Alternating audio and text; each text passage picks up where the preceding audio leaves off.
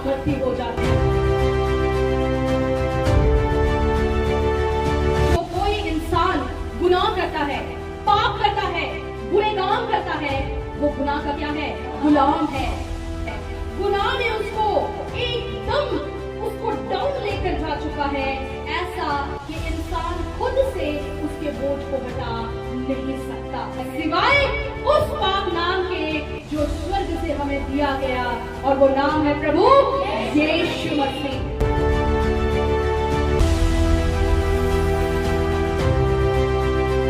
जिनके अंदर तो दूसरा आत्मा मौजूद है जो परमेश्वर की ओर से मिलता है, जिसे हम लेपालकपन की आत्मा कहते हैं, उसके अंदर किसी भी प्रकार का डर मौजूद है।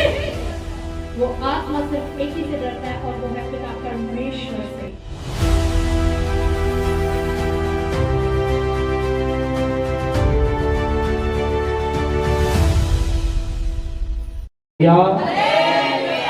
कितने लोग तैयार हैं खुदा के कलाम को सुनने? बहुत कम है। हालेलुया। भाई लोगों की आवाज नहीं आ रही है, भाई लोगों की आवाज नहीं। हालेलुया। बहनों की ज्यादा आवाज है, बहनों की आवाज ज्यादा दिखाई ना।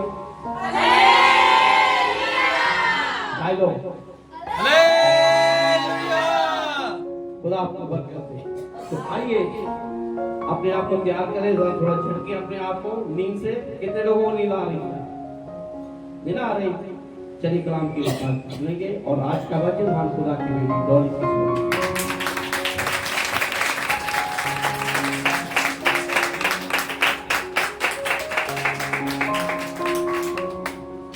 सभी को जय मसीह की।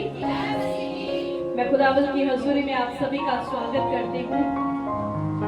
मेरे अजीजों, आज का दिन बड़ा खास दिन है। बहुत सारे लोगों को पता नहीं आज का दिन क्या है। वेरी गुड, आज फादर्स डे है। हालेलुया। और आज मैं आपकी मुलाकात एक ऐसे पिता के साथ कराने जा रही हूँ जिसे यहाँ पे बैठे बहुत सारे लोग जानते भी हैं और उसके फर्जंद भी बन चुके हैं, लेकिन कुछ जो नए हैं और अपने इस पिता से नावाकिफ है, अनजान है कि स्वर्ग के बीच में, आसमानों के आसमान में जो तख्त पर बैठा हुआ है, राजाओं का राजा और प्रभुओं का प्रभु, वो सभी का पिता है। हालेलुया। चलिए हम परमेश्वर के पाक वचन की ओर हम बढ़ेंगे और प्रभु के वचन को शुरू करेंगे। हम पढ़ेंगे रोमियो की पत्री में से उसका 8 अध्याय और आयत नंबर 15। रोमियो की पत्री 8 अध्याय और उसकी 15 आयत में इस तरह से लिखा है, क्योंकि तुमको दासत्व की आत्मा नहीं मिली कि फिर भयभीत हो, परंतु लेपालकपन की आत्मा मिली है, जिससे हम हे अब्बा, हे पिता कहकर पुकारते हैं। खुदावंद इस पाक वचन के पढ़े, सुने, समझे और कबूल किए जाने पर हम सब को आशीष और शांति बख्शे। अब बड़े ध्यान से खुदावंद के वचन को सुनिएगा। जैसे जैसे आप खुदा के वचन को सुनोगे, जैसे जैसे आपके अंदर उतरता जाएगा, आप शुद्ध होते जाओगे यीशु मसीह के नाम से। आमीन। बहुत छोटा। आप जानते हो, जब आप खुदा के वचन को सुनते हो, आप अपनी आत्मा को जो आपकी देह के अंदर मौजूद है उसे फीड करते हो, उसे खाना खिलाते हो। और जब आप प्रभु के वचन को सुनते हो तो आपका आत्मा जो है वो तगड़ा होता जाता है यीशु मसीह के नाम से। बोलो हालेलुया। यह हम देखते हैं कि खुदा के दास संत पौलुस ने, जो खुदा की तरफ से चुना हुआ एक प्रेरित था, एक एपोस्टल था, खुदा का दास था, उसने गैर कौमों के बीच में जाकर, अन्य जातियों के बीच में जाकर उसने प्रभु यीशु मसीह का सुसमाचार सुनाया। ये बड़ी दिलेरी की बात है, ऐसे लोगों के बीच में जाना जो पहले से ही कहीं और चल रहे हैं, कुछ और थिंकिंग के बीच में है, किसी और चीज में उन्होंने जन्म लिया और वो चले उसमें में बड़े और पढ़ रहे हैं और उनमें जाकर प्रभु यीशु मसीह का वचन सुनाना एक बहुत बड़ा टास्क है। लेकिन जब परमेश्वर हमारे साथ होता है, वो उद्धार करता परमेश्वर हमारे संग होता है, जब हमारा पिता हमारे साथ होता है, तब हम सामर्थ्य हो जाते हैं। बोलो हालेलुया। बाइबल मुकद्दस हमें बताती है कि खुदा के दास ने बड़ी दिलेरी के साथ गैर कौमों के बीच में जाकर खुदावंद यीशु मसीह के सुसमाचार को सुनाया, और जितनों ने उसे कबूल किया, जितनों ने उस सुसमाचार को ग्रहण करके उस पर विश्वास किया, उन सब की जिंदगियां जो थी वो बदल गई। बोलो हालेलुया। बाइबल मुकद्दस हमें बताती है इस दुनिया के बीच में, इस संसार के अंदर इंसानों के बीच में दो प्रकार का आत्मा है। कितने प्रकार का आत्मा है? दो प्रकार का। सबसे पहला which is very common, इंसान उसी के बीच में जन्म लेता है और वो है दासत्व का आत्मा। एक स्पिरिट जो स्लेव है, जो बंधन के बीच में है। बाइबल मुकद्दस हमें बताती है, चलिए हम एक एक करके इसके बारे में आज सीखेंगे और कैसे पिता परमेश्वर ने हमें इससे आजाद किया है, इसके बारे में भी आज हम जानेंगे। जब हम यूहन्ना रसूल की इंजील 8 अध्याय और उसकी 34 आयत को पढ़ते हैं, जिसे भी मिलता जाए वो इसे पढ़े। यूहन्ना रसूल की इंजील 8 अध्याय और उसकी 34 आयत में क्या लिखा है, सुनिए।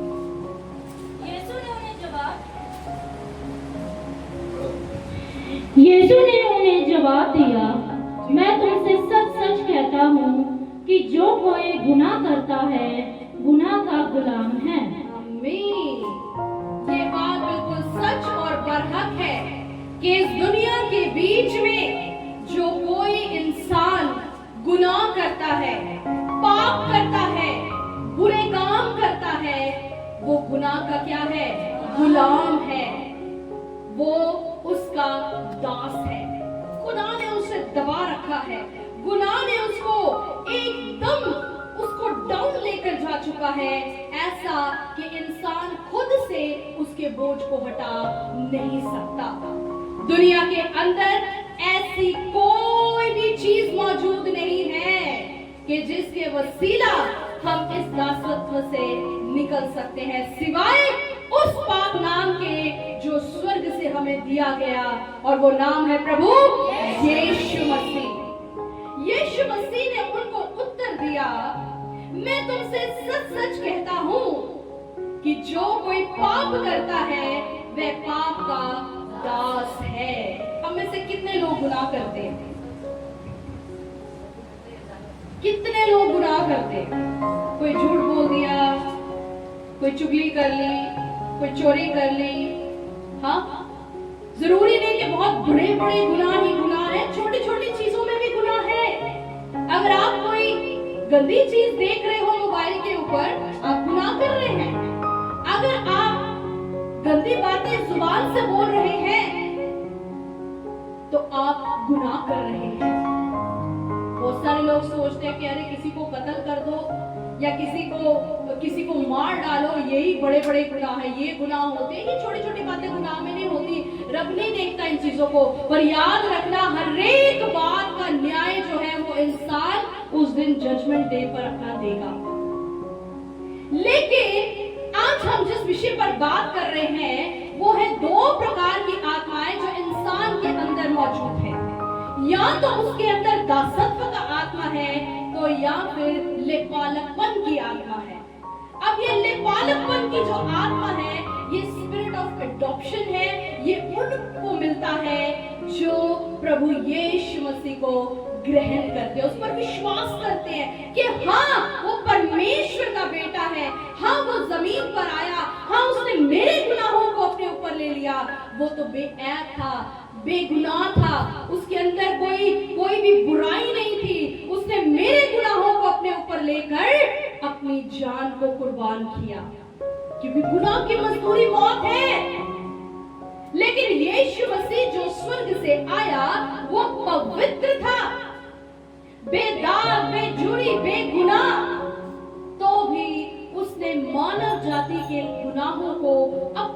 ऊपर लेकर और अपनी धार्मिकता को उन्हें सौंपकर उन्हें जीवन दिया और खुद वो उस क्रूस के ऊपर मृत्यु को सह गया। लेकिन मृत्यु उसे रोक ना सकी, कब्र उसे रोक ना सकी। वो मारा गया, गाड़ा गया, लेकिन तीसरे दिन मुर्दों में से जी उठा। वो आज भी जीवित है और वो जल्द बादलों पर आने वाला है। हालेलुया। मेरे अजीजों, आज सुसमाचार हर जगह सुनाया जा रहा है, घरों के बीच में, गलियों में, बाजारों में, सोशल मीडिया पर तो भरमार है इसकी। हर एक कोने कोने के बीच में सुसमाचार को पहुंचाया जा रहा है ताकि इंसान जो है खुदावंद यीशु मसीह पर विश्वास करके इस दासत्व के आत्मा से वो आजाद हो जाए और वो खुदा का बेटा या बेटी बन जाए। क्योंकि जिस किसी ने उसके बेटे पर विश्वास नहीं किया, जिस किसी ने खुदावंद यीशु मसीह पर विश्वास नहीं किया, वो खुदा का बेटा या बेटी भी नहीं बन सका। और जो खुदा की संतान नहीं है, उसका एक ही एंड है, वो है आग और गंधक की झील। यहाँ पर प्रभु यीशु मसीह ने, क्योंकि वो इस्राएल के बीच में आए, आप सब जानते हैं यहूदियों के बीच में आए, पहला ओहदा जो था वो परमेश्वर ने इन लोगों को दिया, यहूदियों को दिया। हम सब तो अन्य जाति से हैं, उनको दिया पहला मौका। अब जब वहां पर वो मनाती कर रहे थे, जब वहां पर परमेश्वर के राज्य के बारे में लोगों को सुना रहे थे और उन्हें बताया कि तुम गुनाह के दासत्व के अंदर हो, तो वो कहने लगे कि हम तो इब्राहिम के वंश से हैं, हम तो कभी गुलामी में गए ही नहीं। तो कैसे कह सकता है कि हम गुलाम हैं? हम किसी के नौकर नहीं, हम आजाद हैं। तो यीशु मसीह ने क्या जवाब दिया कि जो गुनाह करता है, जो पाप करता है, वो पाप का दास है। और इससे अगर छूटना चाहते हो, गुनाह के बंधन से छूटना चाहते हो, तो खुदा के इकलौते बेटे यीशु मसीह के ऊपर तुम्हें ईमान लाना होगा। हालेलुया। उन्होंने कहा जब तक बेटा तुम्हें आजाद ना करे, तुम आजाद नहीं हो सकते। दुनिया के अंदर ऐसा कोई तंत्र मंत्र मौजूद नहीं है जो तुम्हारे गुनाहों को मिटा दे और तुम्हें बेदाग उस खुदा के आगे उस दिन खड़ा कर सके। सिर्फ यीशु मसीह का वो लहू, वो पवित्र लहू जो क्रूस के ऊपर बहा दिया गया, वही तुम्हारे गुनाहों को धो सकता है और तुम्हें सफेद ऊन के माने उज्जवल कर सकता है। हालेलुया।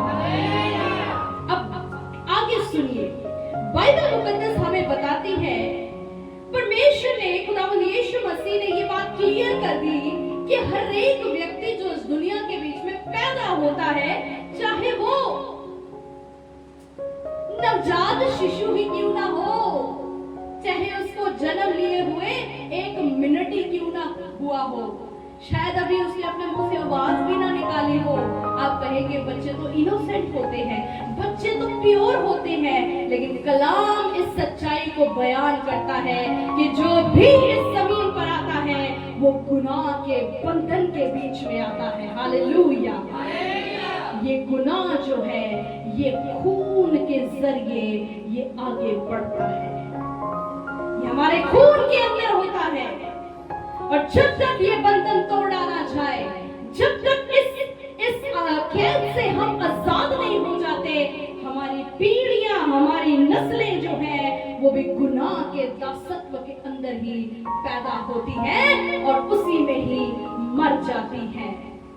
आज इंसान के लिए बहुत जरूरी है कि वो अपने इस गुनाह के दासत्व को छोड़ पाए, बहुत जरूरी है उसके लिए। अगर ना छूटा, अगर आजाद नहीं हुआ, तो उसका एक ही एंड है और वो है आग और गंधक की झील। बाइबल मुकद्दस आगे चलकर हमें बताती है, जब हम इस आयत को पढ़ते हैं जो हमारी मेन वर्स है, तो यहीं पर आपको ये बात समझ आती है कि खुदा का बंदा एक ही आयत के अंदर कितनी गहरी बात, कितना एक बिग लेसन हमें दे रहा है। वो कहता है क्योंकि तुमको दासत्व की आत्मा नहीं मिली कि फिर भयभीत हो। जिनके अंदर दासत्व का आत्मा है उनके अंदर डर राज्य करता है। वो डरपोक लोग होते हैं, वो किसी ना किसी चीज से जरूर डरते हैं, क्योंकि उनके अंदर का आत्मा जो है अभी भी उसका उद्धार नहीं हुआ है। दासत्व का आत्मा, अब दासत्व का आत्मा, इसकी सबसे बड़ी पहचान खुदा का बंदा बता रहा है कि ये डरपोक है, किसी ना किसी चीज का डर है जिंदगी के अंदर। क्योंकि जिनके अंदर तो दूसरा आत्मा मौजूद है जो परमेश्वर की ओर से मिलता है, जिसे हम लेपालकपन की आत्मा कहते हैं, उसके अंदर किसी भी प्रकार का डर मौजूद है। वो आत्मा सिर्फ एक ही से डरता है, और वो है पिता परमेश्वर से। और शैतान हो, चाहे शैतान की फौजें हो, चाहे इस दुनिया के अंदर की कोई भी चीज क्यों ना आ जाए, वो फिर उससे नहीं डरता, क्योंकि यीशु मसीह उसके अंदर वास करता है। बोलो हालेलुया। अब ये डर आया कहां से? चलिए शुरुआत से हम देखेंगे और हम पढ़ेंगे उत्पत्ति की पुस्तक 3 अध्याय और उसकी 8 आयत से लेकर 10 आयत तक। बड़े ध्यान से वचन को सुनिएगा। जब आप ध्यान से वचन को सुनेंगे, आपको समझ आ जाएगी कि किस प्रकार के अंधकार में आपका जीवन है। और जब तक अंधकार के बीच में हो, तो अंधकार का जो बादशाह है, जिसका नाम इब्लीस है, जिसे स्वर्ग से गंदे कीड़े गिनाई जमीन पर पटका गया है, आप उसको जान भी सकोगे, और जानकारी के द्वारा, उस सच्चाई को जानने के द्वारा, सच्चाई आपको आजाद कर देगी। Hallelujah, hallelujah. उत्पत्ति की पुस्तक, पवित्र शास्त्र की पहली पुस्तक 3 अध्याय और उसकी 8 आयत से क्या लिखा मिलता है, पढ़िए। और उन्होंने खुदा की आवाज जो ठंडे वक्त बाग में फिरता था सुनी, और आदम और उसकी बीवी ने आपको खुदा के हजूर से बाग के दरख्तों में छिपाया। तब खुदा ने आदम को पुकारा और उससे कहा कि तू कहाँ है? उसने कहा, मैंने बाग में तेरी आवाज सुनी और मैं डरा, क्योंकि मैं नंगा था और मैंने अपने आप को छिपाया। आमीन, हालेलुया, हालेलुया। यहाँ पर खुदा के पाक वचन में लिखा है कि जब परमेश्वर ने इस सृष्टि को बनाया, तो बनाने के बाद जब छठे दिन उसने इंसान को बनाया, नर और नारी को बनाया, तो परमेश्वर ने इस सृष्टि को छोड़ नहीं दिया। परमेश्वर ने उन पहले 2 मनुष्यों को, जिनके द्वारा आज ये पूरे इंसान धरती पर फैले पड़े हैं, उनको छोड़ नहीं दिया, बल्कि ठंडे समय यानी सुबह और शाम के वक्त वो इंसान के साथ मुलाकात करने के लिए अदन की वाटिका के अंदर आया करता था। ये परमेश्वर का रेगुलर काम था। वो हर समय, हर ठंडे वक्त के समय वो आदम और हवा के साथ मिलने के लिए आते, उनसे बातचीत करते और फिर चले जाया करते थे। लेकिन एक दिन कुछ घट गया। ध्यान से सुनिए, एक दिन कुछ उस वाटिका के अंदर हो गया, और वो ये था कि उन्होंने गुनाह किया। क्या किया? पाप कर लिया। और जब पाप कर लिया तो उन्होंने अंदर डर आ गया। क्या आ गया? जहां गुनाह है वहां डर है, जहां गुनाह नहीं वहां डर भी। हालेलुया।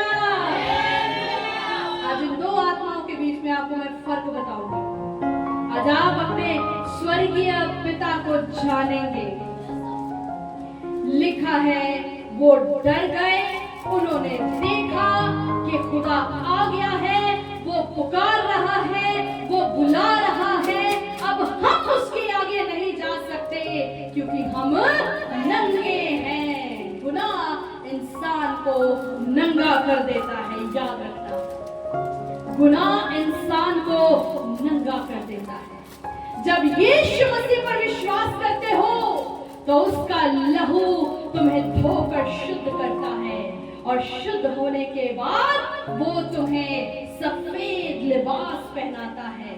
ये कपड़े नहीं जो इस धरती के हैं और धरती पर ही छूट जाएंगे, बल्कि वो लिबास जिसमें तुम्हारे आत्मा को वो ढांक लेता है, और वो लिबास है धार्मिकता के लिबास। Hallelujah, hallelujah. जब आदम और हव्वा को परमेश्वर ने पुकारा, उसने कहा आदम तू कहाँ है? पहले आदम को पुकारता था, आदम ने जब गुनाह नहीं किया था दौड़ता आता था, वरन पहले से ही उस स्थान पर पहुंचा रहता था और उड़ीकता था कि कब मेरा आसमानी बाप आके मुझसे मुलाकात करेगा। लेकिन जब गुनाह कर लिया तब डर गया। क्यों डर गया? क्योंकि खुदा पवित्र है। खुदा क्या है? और कोई नापाक चीज उसके आगे टिक नहीं सकती। आज आपने इबादत में देखा कैसे दुष्ट आत्मा चीख रही थी, चिल्ला रही थी, तड़प रही थी। क्या हो रहा था? खुदा की पाक हुजूरिया मौजूद थी, वो यहाँ मौजूद था। बाइबल मुकद्दस में इसे कई दफा लिखा गया है, जब खुदावंद यीशु मसीह मनाती करता हुआ जाता था तो जिनके अंदर दुष्ट आत्माएं होती थी वो दूर से ही उसे देखकर वो चीखती थी, चिल्लाती थी और कहती थी, ऐ खुदा ताला के बेटे, हमें तुझसे क्या काम? क्या तू वक्त से पहले हमें अजाब में डालने को आया है? और वो उन्हें बोलने नहीं देता था, उन्हें डांट कर चुप कराता था और हुक्म करता था कि इनमें से निकल जा, और फौरन वो लोगों को छोड़कर चली जाती थी। Hallelujah, hallelujah. उसकी प्रेजेंस ही काफी है, उसका नाम ही काफी है, उसका पवित्र वचन ही काफी है। अरे वो कहता है, राई के दाने के बराबर भी मान रखोगे तो तुम इस पहाड़ से कह सकते हो कि यहाँ से हट जा, तो वो तुम्हारी सुनेगा। खुदा ने सारी कायनात को 6 दिन में बनाया है। आज इंसान कुछ बनाने लगता है तो कितना समय लग जाता है? एक घड़ी बनाना होता है तो कितना समय लग जाता है? इंसान खुदा नहीं बन सकता। आज इंसान क्या कर रहा है? खुदा को बनाने की कोशिश कर रहा है। तस्वीरों में बहुत सारे धातुओं को इस्तेमाल करता है, कहता है मैं उस ईश्वर को बनाऊंगा, तुम बना सकते हो? नहीं। जबकि इस दुनिया के सबसे बड़े बादशाह सुलेमान बादशाह ने जब परमेश्वर के लिए सोने का मंदिर बनाया, उसने कहा है खुदा तू आसमानों के आसमान में भी समा नहीं सकता, तो ये मंदिर तेरे सामने क्या है? खुदा के लिए ये बिल्डिंग्स, ये घर काफी नहीं, और उसने पूरी यूनिवर्स को बनाया है। क्या वो उससे छोटा होगा? हरगिज नहीं। लेकिन वही परमेश्वर आपके अंदर वास करना चाहता है, लेकिन तभी वास करेगा जब दासत्व का आत्मा बाहर होगा और लेपालकपन का आत्मा तुम्हारे अंदर होगा। और ये सिर्फ किस तरह से होगा? सिर्फ खुदावंद यीशु मसीह पर तुम्हें विश्वास करना है। कोई सोना नहीं, कोई चांदी नहीं, कोई हीरे नहीं, कोई मोती नहीं, सिर्फ विश्वास को चाहता है। कहता है क्या तू ईमान रखता है कि मैं ये कर सकता हूँ? और उसने कहा हाँ प्रभु मैं विश्वास रखता हूँ। कहता है जा, तेरे ईमान ने तुझे अच्छा किया। खुदा को दुआएं करने की जरूरत नहीं पड़ती। दुआएं हम इंसान करते हैं, उसके आगे मिन्नतें करते हैं, दरख्वास्तें करते हैं, प्रभु हम पापी हैं, हम गुनहगार हैं, ये बीमारी कहां से आ गई, ये कर्जा कहां से आ गया, ये तकलीफें, ये लड़ाई झगड़ा कलेश, ये गरीबी, ये कहां से आ गई? ये सब का रूट कॉज गुनाह है जो तुम्हारे अंदर बसा हुआ है। अगर आज इंसान प्रण कर ले मैं गुनाह नहीं करूंगा, मैं गुनाह नहीं करूंगी, तो आप 24 घंटे तक भी नहीं रुक सकते। आप कर लोगे गुनाह, क्योंकि आत्मा जो है वो दासत्व का आत्मा है। बड़े ध्यान से वचन को सुनो। इस आत्मा को बाहर निकालने की जरूरत है। इस आत्मा का एक ही एंड है और वो लिखा गया है। लेकिन अगर इस आत्मा से छुटकारा पाओगे, उस लेपालकपन का आत्मा पालोगे, परमेश्वर की संतान बन जाओगे, तो परमेश्वर अपने स्वर्गीय स्थानों में तुम्हें अनंत जीवन आशीष में देगा। हालेलुया। बाइबल मुकद्दस हमें बताती है। जब हम निर्गमन की पुस्तक 20 अध्याय और उसकी 18 आयत से लेकर 21 आयत तक पढ़ते हैं, निर्गमन की पुस्तक 20 अध्याय और उसकी 18 आयत से लेकर 21 आयत तक बड़े ध्यान से सुनिए। प्रभु के वचन में लिखा है, सब लोग गर्जन और बिजली और नरसिंगे के शब्द सुनते और धुआं उठते हुए पर्वत को देखते रहे और देख के कांप कर दूर खड़े हो गए। और वे मूसा से कहने लगे, तू ही हमसे बातें कर, तब तो हम सुन सकेंगे, परंतु परमेश्वर हमसे बातें ना करे, ऐसा ना हो कि हम मर जाएं। मूसा ने लोगों से कहा, डरो मत, क्योंकि परमेश्वर इसलिए आया है कि तुम्हारी परीक्षा करे और उसका भय, उसका डर तुम्हारे मन में बना रहे कि तुम पाप ना करो। आज इंसान जब गुनाह करता है, वो कहता है मुझे कोई नहीं देख रहा, वो छुपकर गुनाह करता है, दूर घर वालों से चला जाता है, परिवार से अलग चला जाता है, गलत काम करने लग जाता है। लेकिन एक है जो हमें देखता है, वो आसमान में जरूर मौजूद है, लेकिन उसकी आंखें जमीन की सैर करती है, हर एक चीज को रिकॉर्ड करती है, विटनेस के साथ, गवाहों के साथ, प्रूफ के साथ वो उस गुनाहों का लेखा इंसानों से उस जजमेंट डे पर लेगा। और उस समय किसी की तरफदारी नहीं की जाएगी। कोई बात नहीं बेटा, छोटे छोटे गुनाह तूने किए, कोई बात नहीं, आप तो स्वर्ग में आ जा, ये गलत शिक्षा है। एक गुनाह भी काफी है आपको नर्क में लेकर जाने के लिए। मेरे अजीजों, यहाँ हम देखते हैं कि खुदा ने जब सीना पर्वत के ऊपर अपने कदमों को रखा, वो परमेश्वर जिसने सारी कायनात को बनाया, जब वो पृथ्वी के ऊपर आया, सीना पर्वत के ऊपर उसने अपने पांव को रखा, तो वो पहाड़ कांपने लग गया। वो पहाड़ जो था काली घटा से भर गया, उसमें बिजलियां, उसमें गर्जन की आवाज, उसमें धुआं, लोग डर गए। ये लोग थोड़े से नहीं थे, करीबन 30 लाख के करीब ये लोग उस पहाड़ के चौके वहां पर खेमा लगाए हुए थे, डर गए।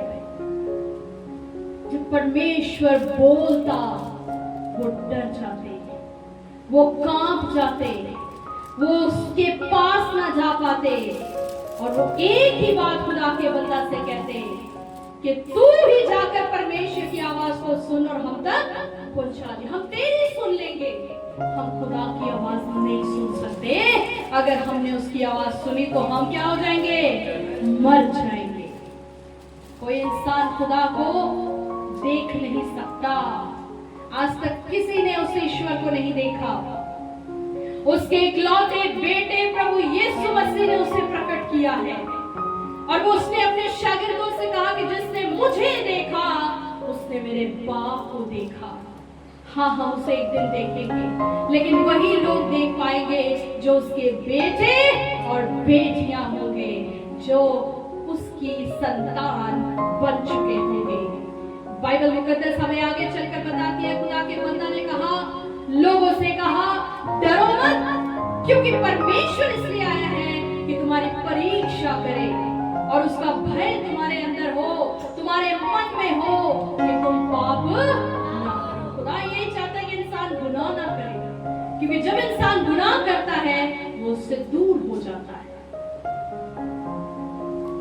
गुनाह ऐसी चीज है, गुनाह ने आदम और हवा को अदन की वाटिका से बाहर निकाल दिया। गुनाह ने इंसान के जीवन में मृत्यु लाई। आज हर एक इंसान मर क्यों जाता है? क्योंकि ये गुनाह की मजदूरी है। लेकिन जो लोग दासत्व के आत्मा से आजाद हो जाते हैं, खुदा के इकलौते बेटे पर विश्वास कर लेते हैं, वो मरते नहीं बल्कि सो जाते हैं। और जब आखिरी दिन नरसिंगा फूंका जाएगा, खुदावंद यीशु मसीह बादलों पर आएगा, ये सब सोए हुए मसीह के बच्चे जाग उठेंगे और उड़कर बादलों पर खुदावंद यीशु मसीह के साथ स्वर्गीय स्थानों की ओर चले जाएंगे। हालेलुया। आज दासत्व के आत्मा से हमने आजाद होने हैं और प्रभु आपको आजाद कर रहा है। बाइबल मुकद्दस हमें बताती है, जब हम यूहन्ना रसूल की इंजील पहला अध्याय और उसकी 11वीं और 12वीं आयत को पढ़ते हैं तो वचन बताता है कि प्रभु यीशु मसीह पहले अपनों के पास आया। देखिए, इस पूरी दुनिया के अंदर बहुत सारे बेस्ट कंट्रीज थी, बेस्ट जातियां थी, उच्च उच्च जातियां, बड़े बड़े ऊंचे कुल मौजूद थे, लेकिन यीशु मसीह ने उनमें से किसी को भी नहीं चुना। यहाँ तक कि उसकी पैदाइश पर जो मजूसी आए हुए थे उसको ढूंढने कहाँ पहुंच गए? हेरोदेस के महल में। और राजा को जाकर बोलते हैं, हमने एक तारा देखा है। वो ज्योतिष लोग थे, कहा हमने एक तारा देखा। आज भी बहुत सारे लोग तारों की विद्या से अपने फॉर्च्यून को जानने की कोशिश करते हैं, लेकिन हमारा परमेश्वर वो परमेश्वर है जिसने इन तारों को भी बना के रखा हुआ है। हालेलुया। और जो खुदा को अपना बाप स्वीकार करता है, जो उसके इकलौते बेटे पर विश्वास करता है, परमेश्वर की संतान बन जाता है, फिर परमेश्वर उसकी लाइफ को पूरी रीति से क्या करता है? चेंज कर देता है। आप फर्क देख सकते हैं, जो लोग दासत्व की आत्मा को लेकर घूम रहे हैं उन्हें देखो, और जो लोग खुदा के बेटे या बेटी बन चुके हैं उनकी तरफ गौर करो। जमीन आसमान का फर्क दिखेगा। उस वक्त तो फर्क दिख ही जाएगा, क्योंकि दासत्व की आत्मा वालों को तो दूत वैसे ही घसीट कर नरक में फेंक रहे होंगे, लेकिन जिनके पास खुदा के बेटे और बेटी होने का हक होगा, मेरे अजीजों, अगर हमारा खुदा बाप जो है वो राजाओं का राजा और प्रभुओं का प्रभु है, तो हम जो उसके बेटे बेटियां बनते हैं विश्वास करने से, तो हम क्या ठहरे? हम राजकुमार और राजकुमारियां। और इनको कैद नहीं होती, बल्कि ये तख्तों पर बैठकर ये लोग राज्य करने वाले होते हैं। Hallelujah, hallelujah.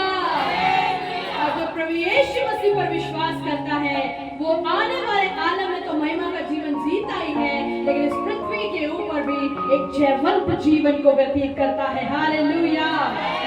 कोई डर उसके जीवन में नहीं, कोई दुख नहीं, कोई तकलीफ नहीं, कोई मुसीबत नहीं। जितनी मर्जी आंधी तूफान कष्ट आए वो सब पीछे हट जाते हैं और खुदा के बेटे बेटियां अटल रहते हैं। हालेलुया।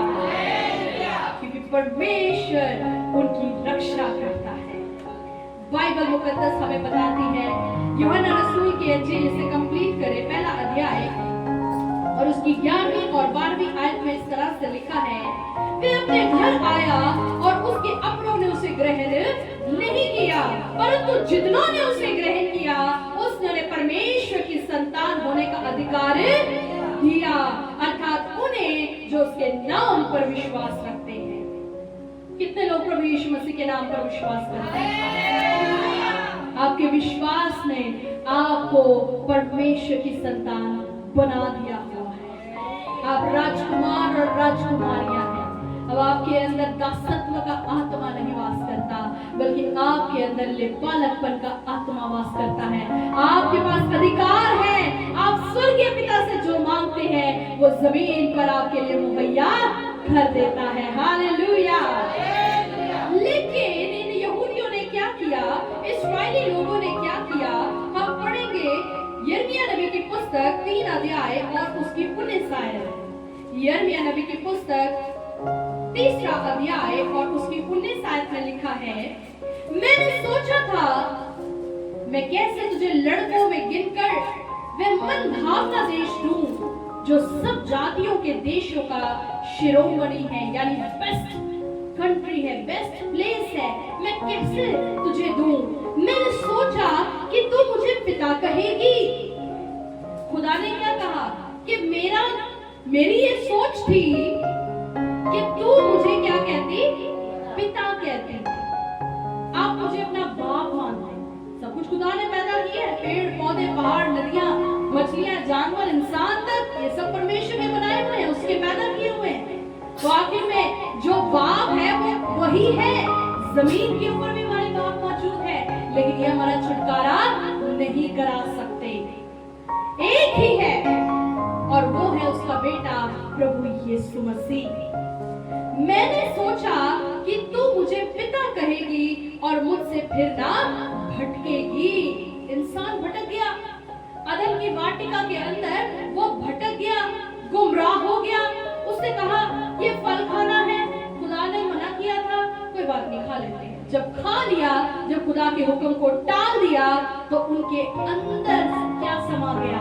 दासत्व का आत्मा समा। उनका आत्मा जो उनका फ्री स्पिरिट थी, जो आजाद आत्मा थी, जो अमर आत्मा थी, जिसके अंदर परमेश्वर की महिमा जलाल मौजूद था, वो बाहर हो गया और अंदर समा गया एक स्लेव स्पिरिट।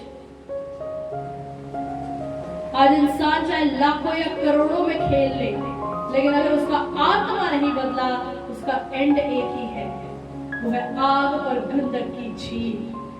बाइबल मुकद्दस हमें बताती है कि इन्हें जिनको पहला मौका दिया गया, परमेश्वर ने कई मौके दिए कि ये उसको अपना बाप माने, ये उसकी संतान बन जाए, लेकिन इन्होंने ऐसा नहीं किया।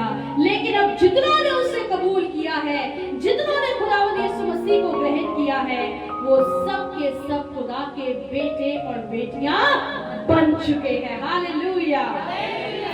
अब आत्मा जो है वो चेंज होता है। इसका प्रूफ हमें यहेजकेल नबी की पुस्तक 36 अध्याय और उसकी 26 आयत में मिलता है।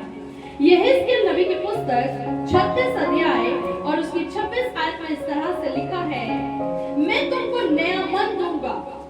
अब ये बात जो है, ये परमेश्वर अपने बच्चों से कह रहा है, जो उस पर विश्वास कर रहे हैं, जो ये मान रहे हैं कि हाँ, इस सृष्टि को बनाने वाला, मुझे बनाने वाला, हम सबको बनाने वाला मेरा आसमानी बाप जो है, क्योंकि आज फादर्स डे पे मैं आपको बता रही हूँ, मेरा आसमानी बाप जो है वो मुझ इंसान को जो गुनाह में पैदा हुआ अपनी संतान बनाता। उसको क्या मतलब है? वो क्यों बनाए हमें अपनी संतान? हम गुनाह करते हैं, हम गंदे काम करते हैं, घिनौने काम करते हैं, हमें क्यों वो पवित्र परमेश्वर अपनी संतान बनाए? कलाम कहता है कि उसने इस पूरी कायनात को अपने शब्दों से बनाया, लेकिन जब इंसान को बनाया तो उसने शब्द से नहीं बल्कि अपने हाथों से बनाया। और कलाम कहता है कि उसने अपनी शक्ल शबीह के अनुसार बनाया, अपनी सूरत पर बनाया। तो खुदा दिखता कैसा है? हम इंसानों में ऐसा दिखता है। बहुत सारे लोगों ने बहुत सारी शक्लें दे दी हैं, वो वैसा नहीं दिखता। तो पढ़ के देख लो कलाम के अंदर, खुदा ने अपनी शक्ल शबीह के ऊपर अपनी सूरत पर इंसान को बनाया। जैसे हम दिखते हैं सर से लेकर पैरों तक, वो भी ऐसा ही दिखता है। जब प्रभु यीशु मसीह जाल के बीच में वो कैसे दिखते थे? वो इंसानों की तरह दिखते थे। हालेलुया। अब परमेश्वर जो है वो क्या कहता है कि मैं तुमको नया मन दूंगा। जब ये स्पिरिट आउट होती है, स्लेव की स्पिरिट आउट होती है, गुनाहगार वाली जो स्पिरिट है ये आउट होती है, तो उस समय खुदा सिर्फ स्पिरिट को नहीं चेंज कर रहा होता, बल्कि सबसे पहले हमारे मन को क्या करता है? चेंज करता है। बड़ी चर्चा, धर्म परिवर्तन, धर्म परिवर्तन, धर्म परिवर्तन। धर्म कहां से आया? खुदा ने धर्म बनाया। बाइबल तो कहती है 6 दिन में उसने कायनात को बनाया, और उसके अंदर कहीं भी उसने नहीं लिखा कि धर्म को बनाया। उसने तो बनाया नहीं, और धर्म तो काफी समय के बाद धरती पर आया, इंसानों को बनाया हुआ है। परमेश्वर जिस चीज का परिवर्तन करता है वो इंसान का मन है। ये मैला, कुचैला, गंदा मन, जिसके अंदर से हर तरह की गंदी बातें निकलती हैं, सारा स्रोत, सारा सोर्स जो है वो ये मन ही है। याद रखना। एक बार खुदावंद यीशु मसीह के पास यहूदी लोग आ गए। आप जानते हो यहूदी लोग जो है, इनके बीच में दस्तूर है कि जब ये दस्तरखान पे बैठते हैं ना, मेज पे, टेबल पे, डाइनिंग टेबल पे खाना खाना होता है, तो इससे पहले ये गुस्ल करते हैं, हाथ पांव धोते हैं अपने। बिना हाथ पांव धोए ये खाने की मेज पे नहीं आते। अब यीशु मसीह को किसी ने खाने पे बुला लिया। ध्यान से सुनना, यीशु मसीह के साथ उसके चेले थे, शागिर्द थे, ये भी साथ में गए। और जब वहां पर खाना खाने बैठे तो वहां पर कुछ शरारती लोगों ने क्या कहा कि हे गुरु, तेरे शागिर्द तो खाना खाने से पहले हाथ धोते ही नहीं। यीशु मसीह ने कहा, मैं तुझसे सच सच कहता हूँ कि जो कुछ इंसान के मुंह में जाता है उसे अशुद्ध नहीं करता, क्योंकि पायखाने से वो बाहर निकल जाता है। लेकिन जो कुछ उसके मुंह से निकलता है, झूठ, फरेब, गंदी बातें, गालियां, और ये आती कहां से है? इसी मन में से, यही सोर्स है। इसलिए जब वो आत्मा को बाहर निकालता है तो पहले मन को चेंज करता है, इस गंदे मन को वो बाहर निकालता है। उन्हें साफ जवाब दिया, बिना हाथ धोए तुम खाना खाओगे, कुछ नहीं होने लगा। लेकिन जो यहाँ से निकल रहा है ना, उसके बारे में सोच लो, वो ज्यादा गंदा है, वो तुम्हें ज्यादा शुद्ध कर रहा है। शरीर की गंदगी धोई जा सकती है, लेकिन आत्मा की गंदगी जो है, ये सिवाय खुदावंद यीशु मसीह के और कोई शुद्ध नहीं कर सकता। और जब तक ये शुद्ध नहीं होगी, तुम्हारा छुटकारा नहीं हो सकता। आज एक दुष्ट आत्मा निकली, कल को 2 बैठेंगे, 2 निकलेंगी, 7 आएंगी, 7 जाएंगी, 10 आएंगी। और लोगों के अंदर बाइबल बताती है 6-6 हजार विद्रोही भी एक इंसान के अंदर समाती है। और जब एक दुष्ट आत्मा खानदानों को तबाह करती है, तो सोच लो अगर 6000 दुष्ट आत्माएं आ गई, क्या करेंगे? क्या इसी चक्रव्यूह में घूमते रहना है? आज कैंसर से बचे या फिर एड्स लग जाएगा, फिर एड्स में से निकलोगे, फिर कुछ और। क्या कर रहे हो? एक दिन मर जाओगे, मृत्यु के बाद कोई तौबा नहीं होगी, मृत्यु के बाद तुम्हें चर्च नहीं कोई लाने वाला, तुम बाइबल नहीं पढ़ सकते, तुम दुआ नहीं कर सकते, तुम अपने गुनाहों की माफी नहीं मांग सकते। जब तक जीवित हो अपने आप को बचा लो। और वो कहता है, विश्वास करो मेरे भेजे हुए पर, उसके भेजे हुए बेटे पर, जिसका नाम है प्रभु। जोरदार तालियां खुदावंद यीशु मसीह के लिए।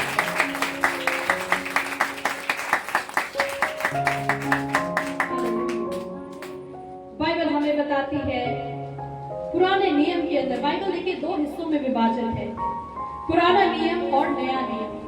जब हम पुराने नियम को पढ़ते हैं, या मैं कहूं कि खुदावंद यीशु मसीह के आने से पहले के समय के बारे में, तो बाइबल बताती है इस दुनिया के अंदर जितने खुदाप्रस्त लोग थे, अरे पापी अगर दुनिया में वास करते हैं तो खुदाप्रस्त भी है, चाहे वो थोड़े हैं पर हैं। अब सुनो, वो परमेश्वर को परमेश्वर कहकर पुकारते थे। कितने लोगों को मेरी बात समझ आ रही है? पुराने नियम के अंदर जब भी खुदा को पुकारा गया, ईश्वर को पुकारा गया, परमेश्वर को पुकारा गया, तो उसे क्या कहते थे? रब्बुल अफ़वाज, हाँ, और यहोवा परमेश्वर, ये नाम है। लेकिन पिता नहीं कहा गया।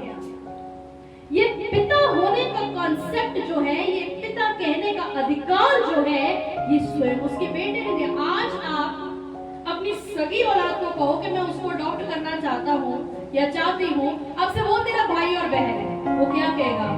नहीं, वो मेरा भाई नहीं है। आप उसके पापा या आप उसकी मम्मी नहीं हो, वो आप मेरे हो, आप मेरे हो। ये क्या है? ये कहां से आई बातें? जिस परमेश्वर ने हमें बनाया। हालेलुया। अब खुदावंद यीशु मसीह का प्यार आपके लिए देखो कि पहले तो उसने आपके गुनाहों को, वो तो स्वर्ग से आया, कभी गुनाह नहीं किया, कभी पाप नहीं किया, वो तो जानता भी नहीं गुनाह क्या है, लेकिन वो जमीन पर आया और जितनों ने उस पर विश्वास किया उन सब के गुनाह को उसने अपने ऊपर लेकर अपने आप को क्रूस पर कुर्बान कर दिया। मृत्यु तो हमारी थी, लालच हम करते हैं, चोरी हम करते हैं, गालियां हम बकते हैं, जेल किसको होनी चाहिए? हमें होनी चाहिए। क्रूस पर किसको चढ़ना चाहिए? हम पापियों को। कैद किसको होती है? जेल किसको होती है? मर्डरर्स को, क्रिमिनल्स को, और वो तो हम हैं। लेकिन हम आजाद कैसे घूम रहे हैं?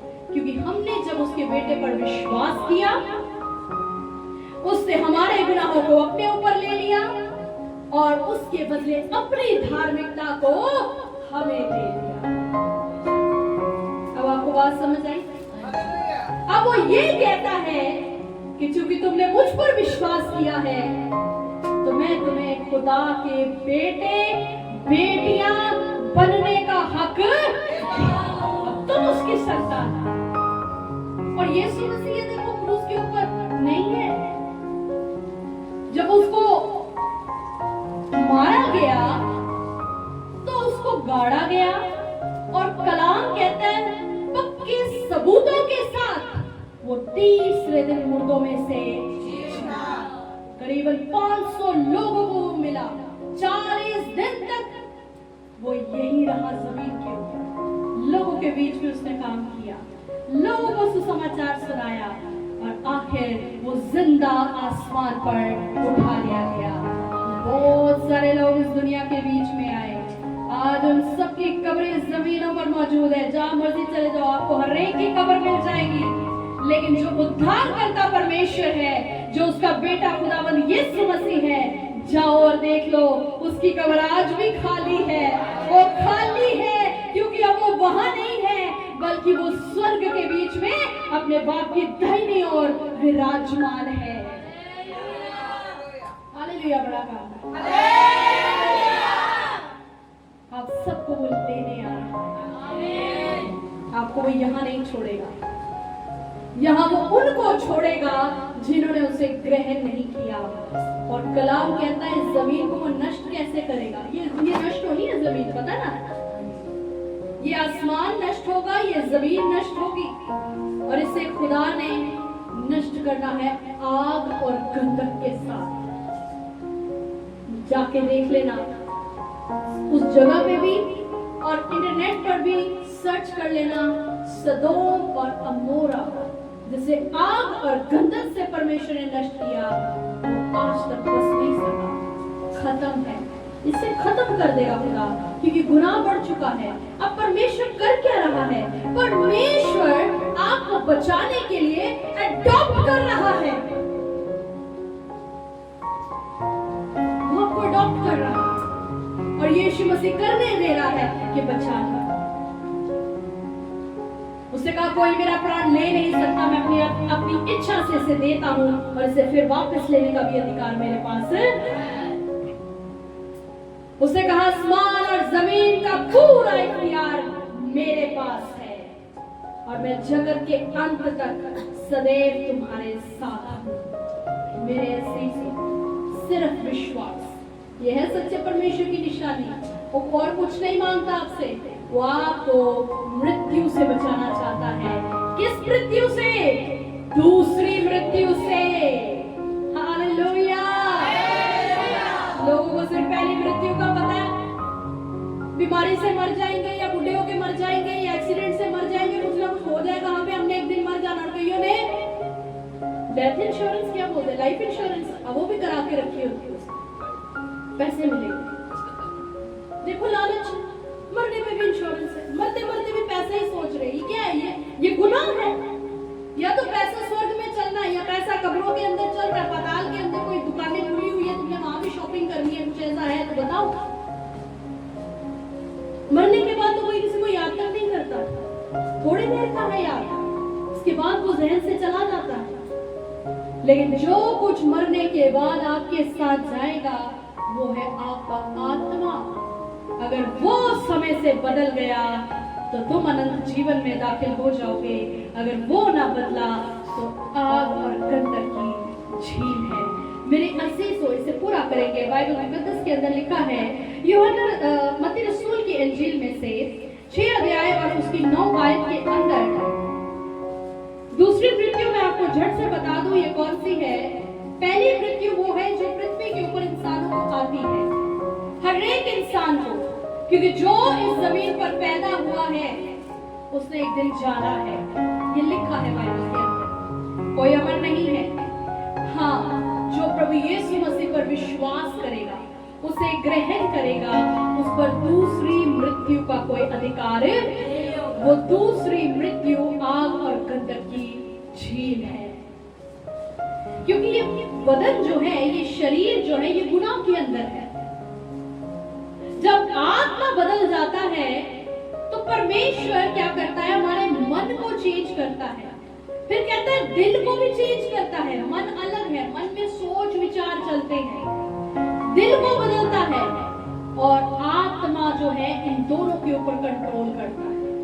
ये बड़ी गहरी बातें हैं, लेकिन संक्षेप में आपको इसको समझाऊंगी। अब यीशु मसीह ने कहा जब तुम प्रार्थना करो तो तुमने कहना है, मत्ती रसूल के इंजील 6 अध्याय 9 आयत में लिखा है, अगर तुम इस रीति से प्रार्थना किया करो, हे हमारे पिता तू जो स्वर्ग में है, तेरा नाम पवित्र माना जाए। तो उसने अल्लाह किया कि अब तुम जब इंसान हो उस परम पिता परमेश्वर को अपना बाप कहकर दुआ कर सकते हो। नहीं तो पुराने नियम के अंदर मैंने क्या बताया, सब क्या कहते थे, हे ईश्वर, हे रब्बुल अफ़वाज, हे परमात्मा, हे भगवान, कोई कनेक्शन नहीं, कोई रिश्ता नहीं। लेकिन जब बेटे और बेटियां बन गए तो अब क्या करता है खुदा, जैसे ही उसका बच्चा जमीन से पुकारता है, बाप मुझे घर चाहिए, मेरे पास घर नहीं है, वो उसे घर देता है। बोलो हालेलुया। जो कहता है मेरे पास नौकरी नहीं है, खुदा उसको अच्छा रोजगार दे देता है। बोलो हालेलुया। क्योंकि दासत्व का आत्मा बाहर निकालना हमारे लिए बहुत जरूरी है। देखिए अभी तक तो वचन प्रॉपर स्टार्ट भी नहीं हो पाया। यूहन्ना रसूल की इंजील 20 अध्याय उसकी 17 आयत के अंदर क्या लिखा है, हम पढ़ेंगे। यूहन्ना रसूल की इंजील, आज सर्विस बड़ी लंबी हो गई है। यूहन्ना रसूल की इंजील 20 अध्याय और उसकी 17 आयत। यीशु ने उनसे कहा, मुझे ना छोड़, क्योंकि मैं अब तक बाप के पास ऊपर नहीं गया, लेकिन मेरे भाइयों के पास जाकर उनसे कह। अब यीशु मसीह ने ये बातें जो हैं ये अपने एक शागिर्द मरियम मगदलीनी से कही। सबसे पहले इसी ने ही खुदावंद यीशु मसीह को जिंदा देखा था। अब प्रभु यीशु मसीह से कहते हैं कि तू जा और जाकर मेरे भाइयों से, यानी मेरे जो शागिर्द थे अब उनको क्या बना लिया, भाई बना लिया, क्योंकि उस पर विश्वास करते थे। ठीक है, तो परमेश्वर की संतान हुए तो यीशु मसीह के क्या बन गए, भाई बन गए। अब शागिर्दों को वो कहता है कि इनको मैसेज देना है कि तुम जाओ और इनको बोलो कि मैं अपने पिता और तुम्हारे पिता, बाप सेम हो गया, आसमानी बाप शेयर कर लिया। एक ही आयत के अंदर आप पढ़ रहे हो, जीवित होने के बाद ये चीजें हुई हैं। कहता है उन्हें क्या है कि मैं पहले अपने स्वर्गीय पिता के पास जाऊंगा और मैं जा रहा हूं किसके पास, अपने पिता और तुम्हारे पिता, अपने परमेश्वर और तुम्हारे, यानी हमारे साथ वो साझा हो गया, बराबर उसने बैलेंस कर लिया अपने आप कि मैं उसके पास ऊपर जाता हूं। यीशु मसीह ने बहुत बड़ा काम किया। इस काम को और किसी ने नहीं किया, आपके लिए और मेरे लिए किसी ने ये काम नहीं किया कि खुदा बाप से जिसने इस पूरी कायनात को बनाया हमें मिला दे, कोई नहीं कर सका, क्योंकि सब पापी थे। इस काम को करने के लिए स्वयं परमेश्वर को जमीन पर आना पड़ा। खुदावंद यीशु मसीह ने आकर हमें हमारे बाप से मिला दिया। और अब हम दुआ क्या करते हैं, ऐ हमारे बाप तू जो आसमान पर है, तेरा नाम पाक माना जाए। अब हम उसके बेटे बेटियां हैं, हमारे पास अधिकार है। अब हमें जो चाहिए उससे मांगते और हमें मिल भी जाता है। हमें कोई तकलीफ आ जाए हम उससे कहते हैं और वो झट दूर हो जाती है। यहाँ तक कि वो अपने दूतों को भी हमारी सेवा में लगा कर रखता है। कितना महान परमेश्वर है कि नहीं? तो हैप्पी फादर्स डे आज हुआ कि नहीं? आज फादर्स डे फिर किसको कहना हमने? सबसे पहले तो पिता परमेश्वर को, और फिर उसके बाद अपने जमीनी पिता को, क्योंकि वो परमेश्वर का स्वरूप है। हमने उस ईश्वर को नहीं देखा लेकिन अपने पिता को देखा है। कलाम में लिखा है अपने माँ बाप की इज्जत कर ताकि तेरी आयु जो है वो दराज हो जाए, लंबी हो। अब बहुत सारे लोग लंबा नहीं जीते, जल्दी मर जाते हैं। जवानी में, बचपन में खत्म, 50 भी नहीं क्रॉस करते, खत्म। क्यों? माँ बाप की इज्जत नहीं करते। परमेश्वर ने ये कुंजी अपने वचन में दे रखी है कि तुम्हें अगर लंबी आयु चाहिए तो मेरे हुक्मों को मानना, क्योंकि वो हमारा आसमानी बाप है। वो हमारा भला चाहता है, बुरा नहीं चाहता। कई बार जमीनी बाप भी ना हमारे साथ नाइंसाफियां कर जाते हैं, हम नाराज हो जाते हैं, हम झगड़ा करते हैं, हम लड़ते हैं, गुस्सा हो जाते हैं। लेकिन जमीनी बाप के अंदर कोई कमी पेशी हो सकती है, लेकिन जो आसमानी बाप है उसके अंदर कोई कमी नहीं होती। Hallelujah, hallelujah. आखिर हम देखेंगे गलातियों की पत्री 4 अध्याय इसकी पहली आयत से लेकर 7 आयत तक, और फिर मैं वचन समाप्त करूंगी। गलातियों की पत्री 4 अध्याय और उसकी पहली आयत से लेकर 7 आयत तक इस प्रकार से लिखा है, मैं ये कहता हूं, ध्यान से सुनो, मैं ये कहता हूं कि वारिस जब तक बालक है, जब तक बच्चा है, यद्यपि सब वस्तुओं का स्वामी है, तो भी उसमें और दास में कोई भेद नहीं होता।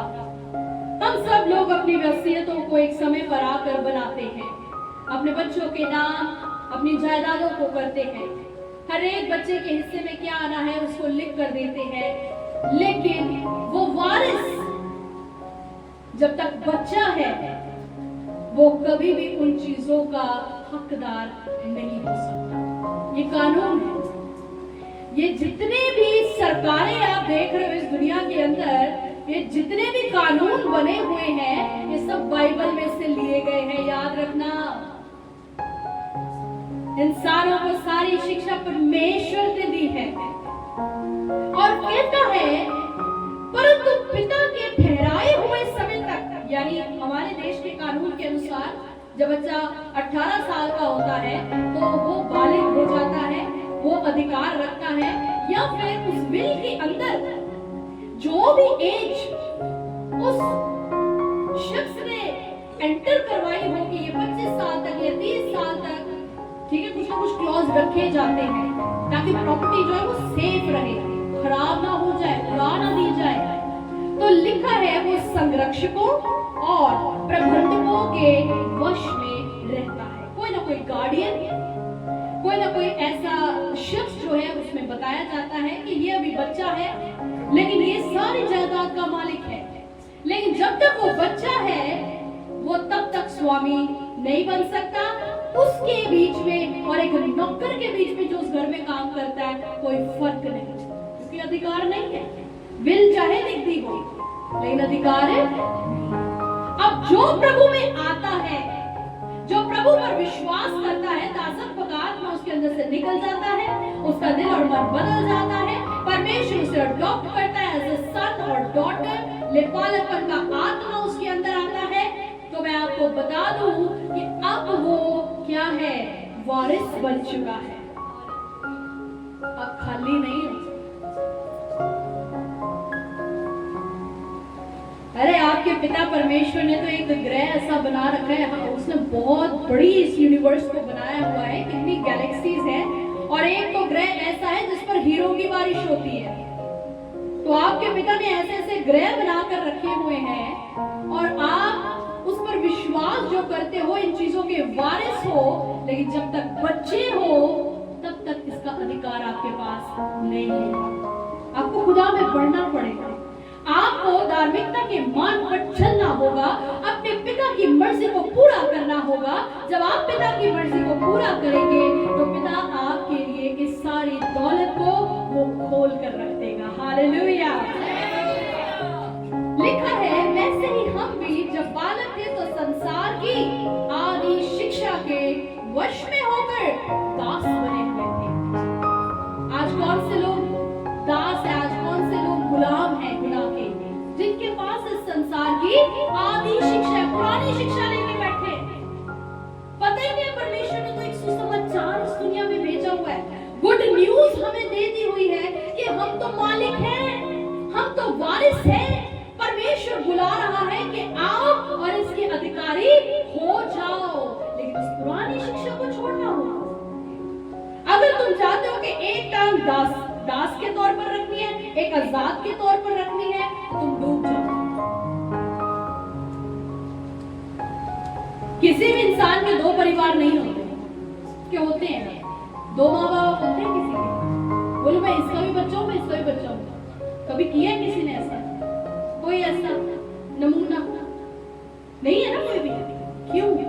क्योंकि एक ही बाप है, एक ही है जो पैदा करता है, और उसने हमारे लिए एक मिरास जो है, एक विल जो है वो रखी हुई है। हालेलुया।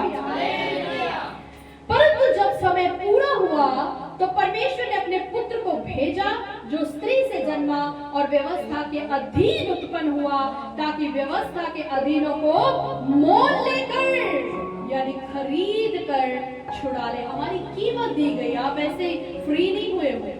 जब इंसान ने गुनाह किया और ये गुनाह सारी ह्यूमन रेस के अंदर फैल गया, इसलिए मैंने बताया कि हर एक बच्चा भी जो पैदा होता है वो दासत्व का आत्मा में है। उस पर दुख आएंगे, वो कष्ट आएंगे, वो बीमारियों में जाएगा, तकलीफों में जाएगा। क्यों? क्योंकि उसका आत्मा दासत्व का आत्मा है। अब बाइबल ये बताती है कि खुदावंद यीशु मसीह ने हमें मोल लिया, एक कीमत उसने चुकाई और वो कीमत उसका लहू था। उसने अपना बेशकीमती लहू आपको दिया, पवित्र लहू। कोई भेड़ या बकरी, इनके लहू शुद्ध नहीं है, इसीलिए तो बार बार सालाना जाके कुर्बानियां चढ़ाते हो। अगर एक ही बकरे से तुम्हारी जिंदगी सफल हो जाए तो फिर बार बार क्यों लाख लाख रुपया खर्च करने की जरूरत पड़ती है? क्योंकि तुम्हारा शुद्धि हो नहीं रहा।